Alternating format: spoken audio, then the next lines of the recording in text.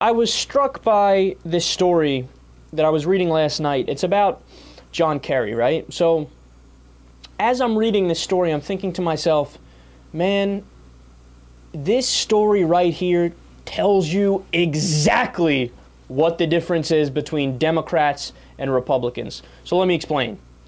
So John Kerry notified the State Department earlier this month that within 90 days of his confirmation, he would move to sell off holdings in 3 trusts benefiting him and his wife, Teresa Heinz Kerry. Now, his wife is I don't know what the proper word is, the heiress of the Heinz ketchup legacy, so he's worth a whole heap of money along with her. So in the January 8th letter to the department's Office of the Legal Advisor, Kerry said he would not take part in any decisions that could affect the companies that he had holdings in until those investments are sold off. So do you get that? That's very important. Basically what he's saying is, because I have a potential conflict of interest, I'm not going to talk about these particular issues, and I'm going to take my investments out so I don't have a conflict of interest anymore. Now, let's contrast that with Mitt Romney. You know exactly where I'm going with this, don't you? But it's so telling, man. It's so telling about the difference between Democrats and Republicans, dude. So Mitt Romney was running for President of the United States.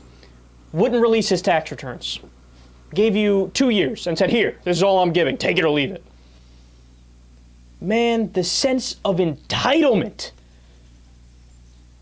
Romney was running for president and he attacked Obama for being soft on China. You remember this?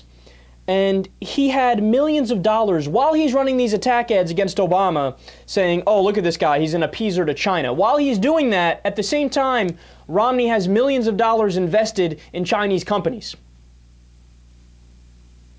I mean, here's a guy with all of the conflict of interest in the world, right? No, seriously, think about this for a second.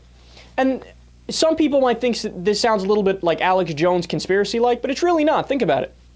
It's just a matter of what your incentives are.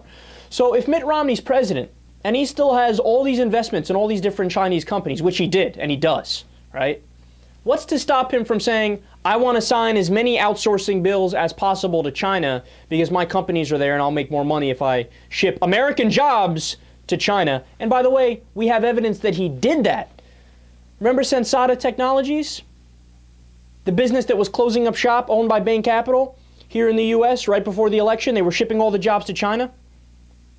So Mitt Romney had all of the conflict of interest in the world, and his attitude was, oh, these plebeians, these peasants are just getting in my way of my rightful position as the entitled president of the United States. How dare you ask me for my personal information? Don't you know I have a divine right to rule over you?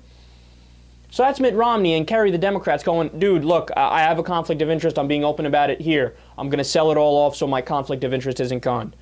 That is exactly right in the difference between Democrats and Republicans.